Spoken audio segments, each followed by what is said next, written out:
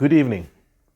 One part of the Lord's Prayer that Jesus taught us to pray is, Father, give us our daily bread. In this prayer, we are asking God for everything that we need for our material lives, whether that be food or clothing or health or whatever is necessary for us to live our daily lives to His glory. We can pray this prayer with full confidence that God will provide what is necessary. And also, we can have confidence that He will sustain us by His grace, even if we are hungry or sick. Another privilege that we receive as His children is to be able to pray for even greater things than just our personal needs. In this prayer in the beginning of 2 Thessalonians, Paul prays for two very specific things that fits with the thanksgiving that he did in the first 10 verses of the prayer.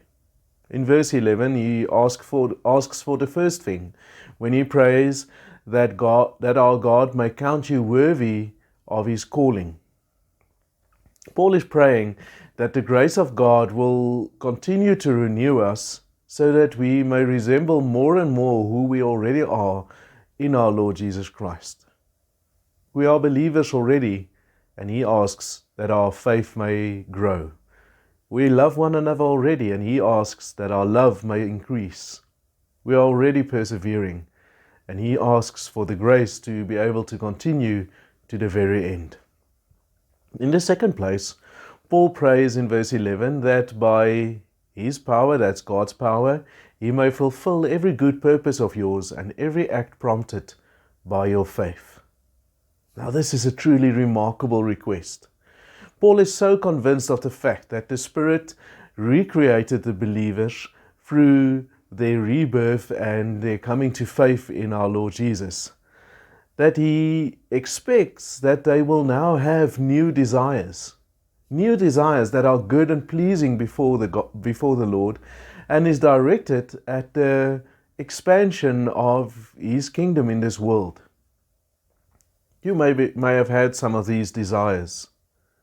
Maybe you have the desire to speak to a co-worker about what is going on in his or her life. Maybe you have longed to start a new ministry in your neighborhood. Here Paul is not simply praying that we would have these desires. In fact, he assumes that believers will have these desires. What he is praying for is that the Lord will let these desires bear fruit through His power. How remarkable that the Spirit not only recreates us to have these desires, but that we can have the expectancy that God will bring these desires to bear fruit through His power.